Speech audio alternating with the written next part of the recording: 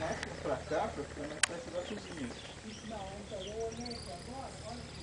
Eu acho que o pau do meio aqui, né? Pé direito, essa né? Aí depois joga uma varanda pra lá e outra pra cá.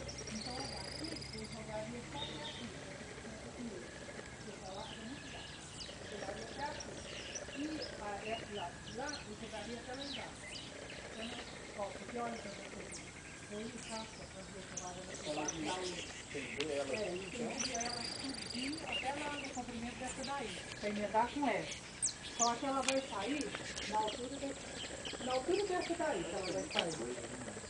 Ela vai sair para poder, porque depois para poder estar transitando, saindo daqui, vai pra cá, pro plano de lenha, churrasqueira.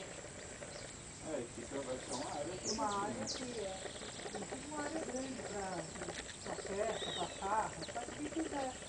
Porque aqui ninguém fica dentro de casa quando tem muita gente. O pessoal só gosta de ficar nessa varanda ou na da frente, por enquanto nessa daqui. Porque geralmente é à tarde, e à tarde aqui fica fresquinho no bate-sol. E bate-sol na frente. Aí o pessoal fica aqui nessa